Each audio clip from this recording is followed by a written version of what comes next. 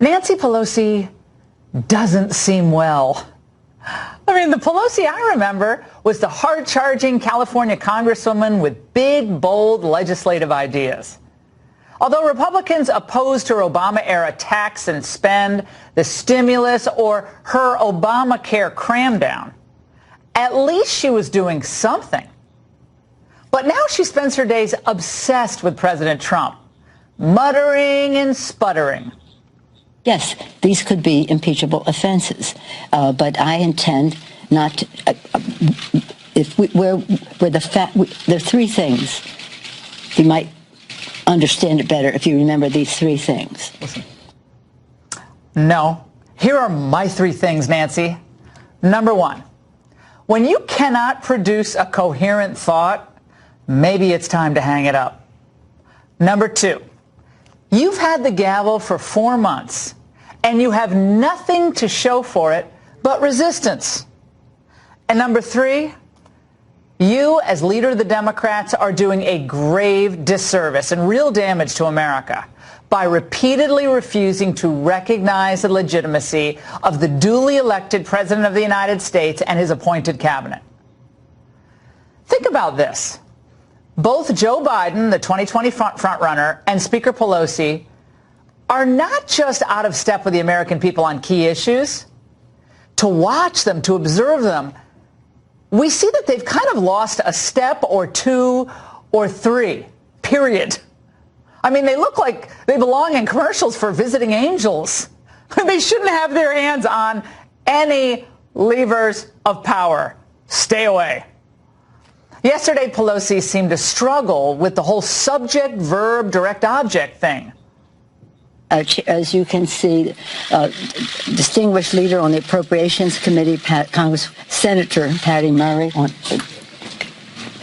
Dick Durbin. Where's Dick Durbin? Is he this one? Debbie's stabbing out. And Biden? Well, that situation's getting worse by the day. The country wasn't built by Wall Street bankers, CEOs, and hedge fund managers. Right today, the same is happening in big hospitals. I think we have to rethink how we define what constitutes a successful economy. Can you imagine him going up against President Xi of China? I mean, Lord help us. Pelosi is now the leader of the do-nothing party, though. Come on. I mean, it's just beyond obvious. Think of just one issue, like illegal immigration and the border crisis.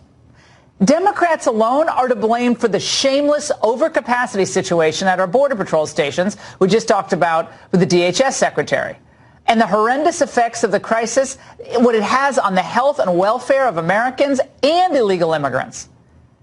No one should leave town for Memorial Day parades or fundraisers or vacations until the necessary fixes are put in place for our border.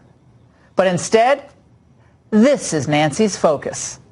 I do think that impeachment is a very divisive place to go in our country.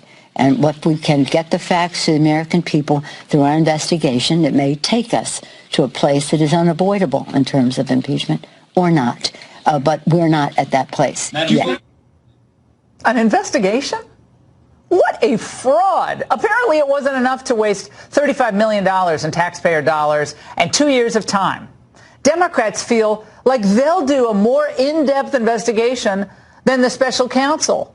With how many? 19 lawyers, was it? Including many Democrats? But they're going to do the real investigation on Capitol Hill. They couldn't investigate their way out of a paper bag. This is all politics. Nancy Pelosi will continue to do what she just did in that soundbite, to dangle the prospect of impeachment to mollify her nasty base of radicals and, of course, to irk the president. And this is perhaps the most serious concern of all. Pelosi is chipping away at the foundation of our constitutional republic, that when one side loses, the other side accepts the outcome of the election. I still remember when they were wondering if Trump was going to accept the outcome, if Hillary won. Now the shoe's on the other foot.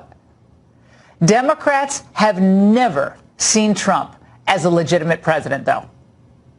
The Queen of San Francisco has picked up where the deep state left off.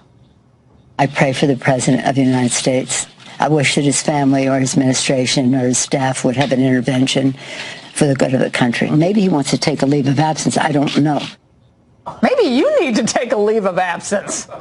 Is Pelosi actually questioning Trump's physical or mental condition when we have basic verb conjugation problems up there on Capitol Hill?